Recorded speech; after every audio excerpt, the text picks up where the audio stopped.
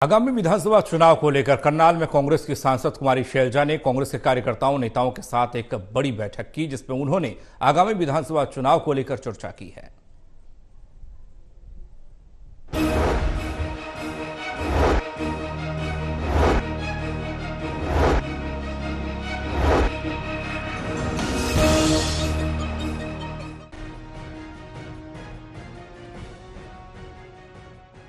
आगामी विधानसभा चुनाव को लेकर हरियाणा में तैयारी शुरू हो चुकी है। इसी कड़ी में कुमारी शैलजा ने कांग्रेस के कार्यकर्ता नेताओं के साथ एक बड़ी बैठक की और चुनाव को लेकर रणनीति बनाई। इस दौरान उन्होंने कहा कि ये बीजेपी की ओर से नरेंद्र मोदी जी की सरकार नहीं है, क्योंकि जिस तरह की वो बातें करते थे 370 या 400 पार जनता ने उन्हें दिखा दिया, और जिस तरह का उन्होंने देश में माहौल बना रखा था बीजेपी ने, जनता ने उन्हें उनका सबक सिखाया। साथ ही साथ कुमारी शैलजा ने हरियाणा सरकार की नीतियों को लेकर भी सवाल खड़े किए और कहा कि हरियाणा सरकार तो युवाओं के बारे में सोचती ही नहीं, क्योंकि हरियाणा का युवा किस तरह विदेश में जा रहा है, बेरोजगारी और विदेशों में उनका शोषण हो रहा है, यहाँ भी उनका शोषण हो रहा है। और नीट की परीक्षा में तो सभी ने देखा कि क्या हाल हुआ, जिसको लेकर कुमारी शैलजा ने बीजेपी पर जमकर निशाना साधा।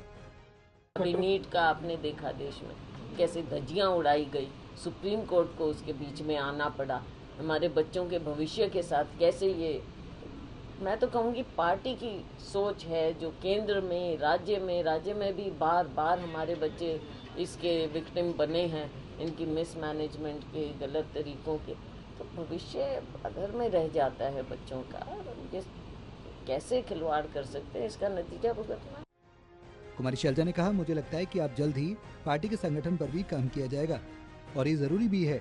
चुनाव में वहीं उन्होंने मनोहर लाल खट्टर को शुभकामनाएं दी, हरियाणा के केंद्र में बने मंत्रियों को शुभकामनाएं दी और कहा कि उम्मीद है हरियाणा को फायदा होगा। वहीं कांग्रेस गुटबाजी पर सांसद कुमारी शैलजा ने कहा कि गुटबाजी है और होती भी है, लेकिन पार्टी को देखना चाहिए आगे विधानसभा चुनाव में नुकसान न हो।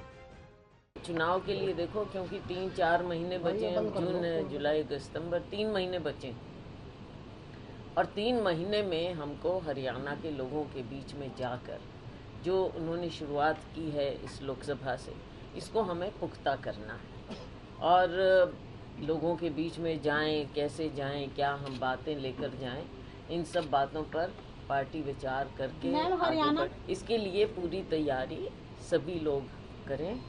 और नीचे ज़मीन पर जो हमारा कार्यकर्ता है, सबसे पहले हम देखो 2 चीज़ होती हैं, जनता और कार्यकर्ता।